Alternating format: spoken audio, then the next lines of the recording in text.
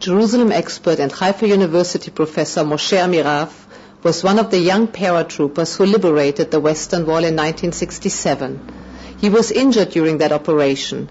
Today he has mixed feelings concerning that victory. Amirav, a close friend of Prime Minister Ehoud Olmert, served as an advisor on Jerusalem to former Prime Minister Ehud Barak at Camp David. Do you regret today having liberated the wall?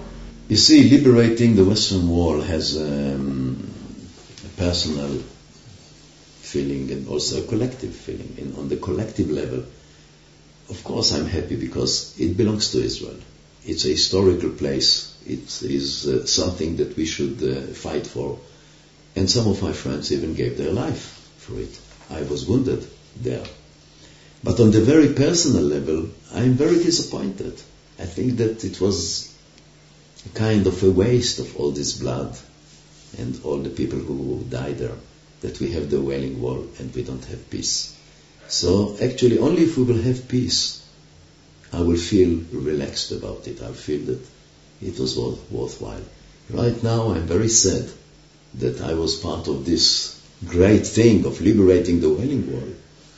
But nothing happened after it. I mean, I put this paper in the wall asking for peace.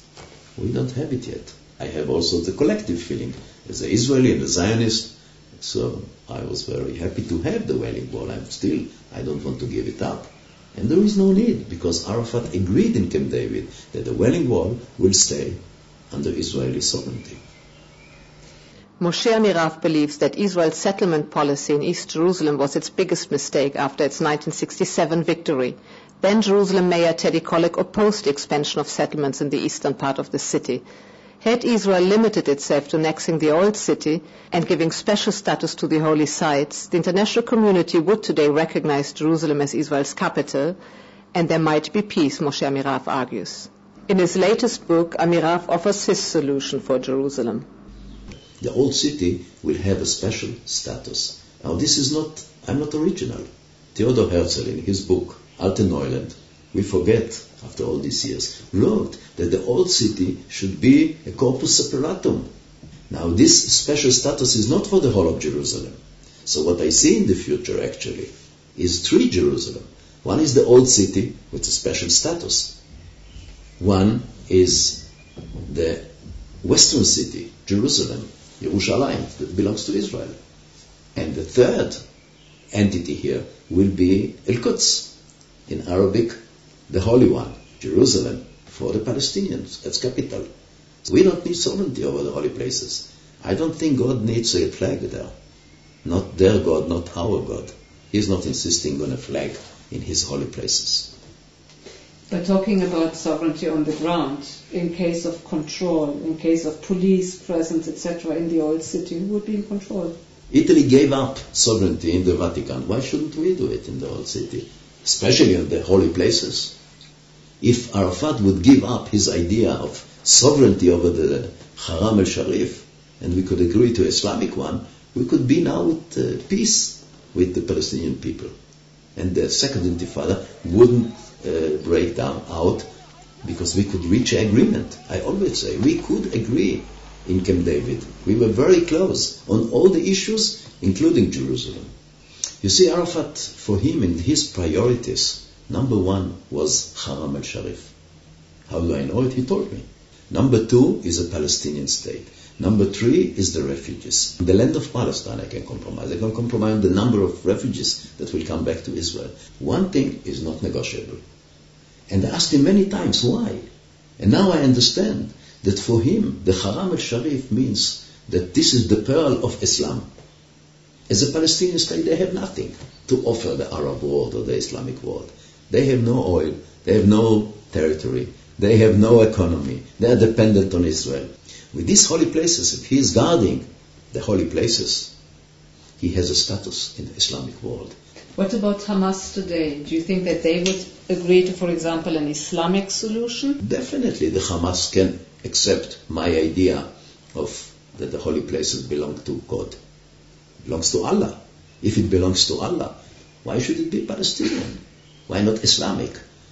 So if you ask me which flag do I prefer on Temple Mount, the green flag of Islam or the Palestinian flag, I would say the green flag of Islam. Begin agreed to it, Herzl agreed to it, Ben-Gurion agreed to it.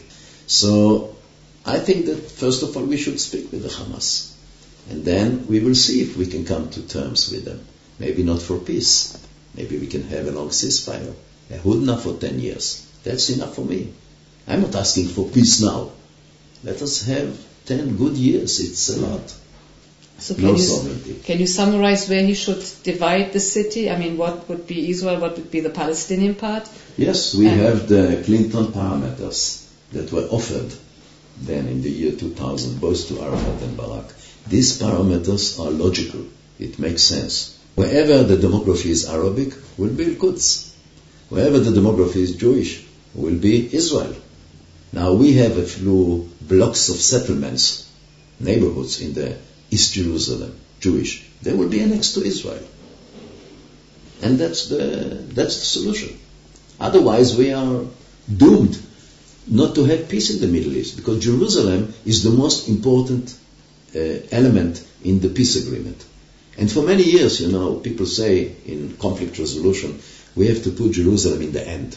It's so complicated. I don't think so. I think it's very simple. I would say Jerusalem first. I live here, as you can see, around in a village. This was an ancient biblical village. Right here, my neighbor, 200 meters, is John the Baptist. That's his place. And not far away from here, 300 meters, is the mosque, which is called the Omar Mosque. And this is, it reminds me all the time that for 500 years this was an Arab village. And the house we are staying is an Arab house. That it is demanded by the refugees to go back. They want to go back to this house, to this village, Ein Karem. So, in a capsula, you have the whole story here. I mean, Christianity and the churches and the belonging to Terra Santa, their land. And the Arabs who were here. But I also was here. In my book, I tell the story of 1,000 years of Jewish farmers who lived here. And just to remind you, John the Baptist was a Jew.